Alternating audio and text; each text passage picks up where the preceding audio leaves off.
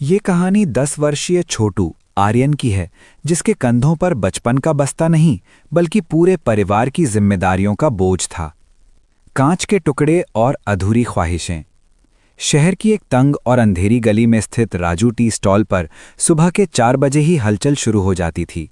जब शहर के रईस लोग अपने नरम बिस्तरों में करवटें बदल रहे होते थे, तब 10 साल का आर्यन, जिसे सब प्यार से छोटू बुलाते थे, खौलते पानी की भाप और जली हुई चाय की पत्ती की महक के बीच अपनी किस्मत उबाल रहा होता था। बचपन का कत्ल। छोटू का असली नाम आर्यन था, लेकिन इस नाम को शायद वो खुद भी भूल चुका था। उसे याद था तो बस छोटू की एक पुकार, जिस पर उसे बिना रुके भागना पड़ता था। उसके हाथ चाय के गर्म गिलासों को पकड़ते पकड़ते इतने सख्त हो गए थे कि अब उन्हें जलन महसूस नहीं होती थी। एक दिन दुकान के बाहर खड़े होकर वो पास के स्कूल के बच्चों को देख रहा था। वे नीली वर्दी पहने, पीठ पर रंगीन बस्ते टांगे, हंसते खेलते जा रहे थे। छोटू की नज़रें एक लड़के की वाटर बॉटल पर टिक गईं, जिस पर स्पाइडरमैन बना था।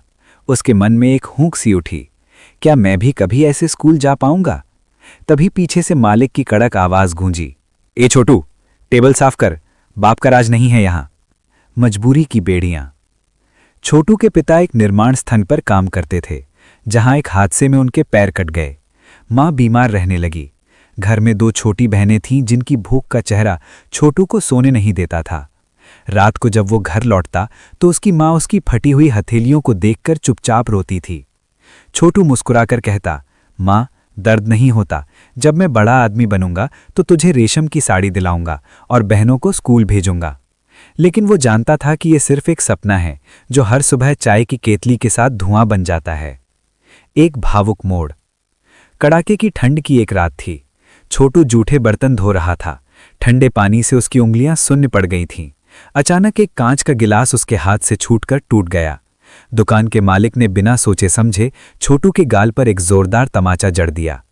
छोटू रोया नहीं, वो बस चुपचाप उन कांच के टुकड़ों को समेटने लगा।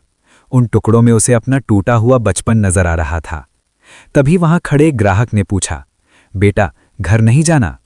छोटू ने धीमी आवाज में कहा, बाबूजी, घर तो तब जाऊं ना जब घर पर चूल्हा जलने की उम्मीद हो। यहां हाथ जलते हैं तब जाकर वहां पेट भरता है। कहानी का सार। बाल श्रम केवल एक कानूनी अपराध नहीं है, बल्कि एक मासूम की आत्मा की हत्या है। जिस उम्र में बच्चों के हाथों में खिलौने और किताबें होनी चाहिए, उस उम्र में कोयले और चाय के गिलासों ने उनके भविष्य को काला कर दिया है। क्या हम एक ऐसा समाज नहीं बना सकते जहां कोई छोटू अपनी पढ़ाई के बदले रोटियां न तलाशे?